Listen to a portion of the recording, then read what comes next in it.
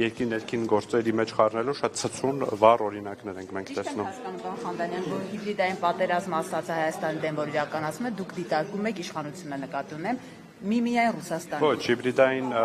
հարձակումները ոչ միայն Հայաստանի դրսից են լինում, այլ նաև Հայաստանի ներսից են այդ հիբրիդային հարձակումների ենթարկվում Հայաստանի ժողովրդավարությունը եւ իշխանության մասին խոսք չէ, Հայաստանի պետության եւ ժողովրդավարության մասին է, օրինակ որոշ լրատվամիջոցների վերնագրեր որ կարդում ենք, դա բավարար պատկեր է ցույց տալիս ապատեղեկատվության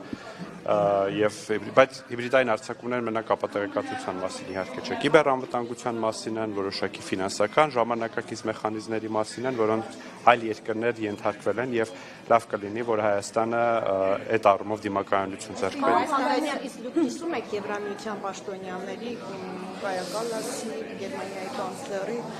այսինքն Հայաստանի իշխանությունը իրենք ուղիղ ասում են, որ Ռուսաստանից են գալիս այդ վտանգները, դուք նրանց հետ, դուք նկատել իշխանությունը համաձայն եք։ Արգելի գործընկերներ, ռուսական պետական հեռուստաալիքների բովանդակությունը, եթե Ռուսաստանի մասին ենք, հիմա խոսում, բայց ես չեմ պնդում, որ միայն Ռուսաստանից են գալիս այդ սպառնալիքները, բայց երբ որ նայում ենք ռուսական պետական հեռուստաալիքների եւ հայտնի դեմքերի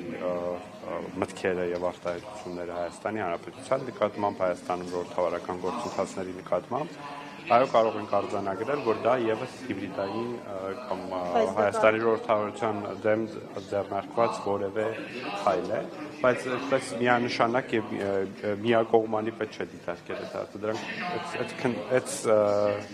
քննիները տարբեր կողմերից կարող են այդ թվում եւ երկրի ներսից։ Հիմա դրսից մարդիկ եք բերում, ասում են, որպեսզի պայքարեք ընդդիմության դեմ։ Ես բավականին երկար ժամանակ երկար նախադասություններով բացատրում էի, որ դրսից մարդիկ չեն բերում, ես ասում էի, որ Հայաստանը համագործակցում է,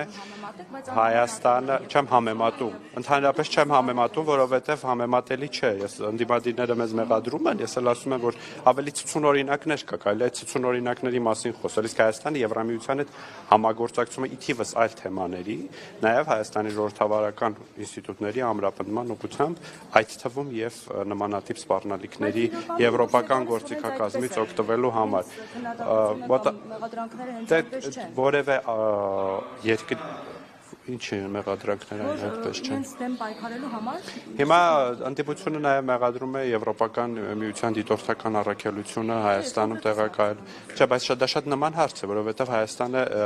համագործակցում է Եվրոպական միության հետ, նաև այդ ուղղությամբ եւ Հայաստանում հիմա գործում է Եվրոպական միության դիտորդական առաքելությունը, արդյոք դա միջամտություն է Հայաստանի ներքին գործին։ Ես կարծում եմ ոչ, դա միջամտություն չէ։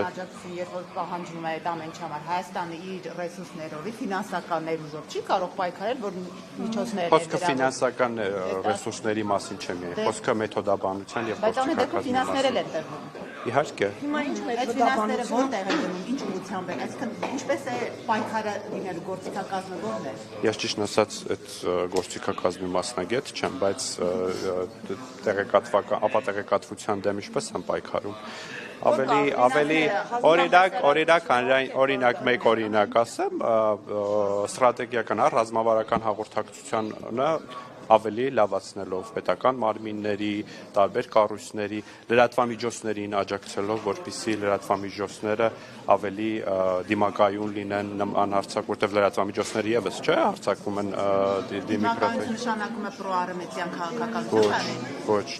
նշանակում է, որ դիմակայունություն նշանակում է, որ ժողովրդավարությունը այդ սպառնալիքներից չի ընկրկում եւ ժողովրդավարական ինստիտուտից մենք տեսել ենք նույնիսկ եվրոպական անդամ երկրներում մեջ ենք տեսել, որ այդ Ռումինիայում ընտրությունները չեղարկվեցին, որովհետև որոշակի ֆինանսական հոսքեր էին եղել, բայց դա մի օրինակ է, ես հույս ունեմ,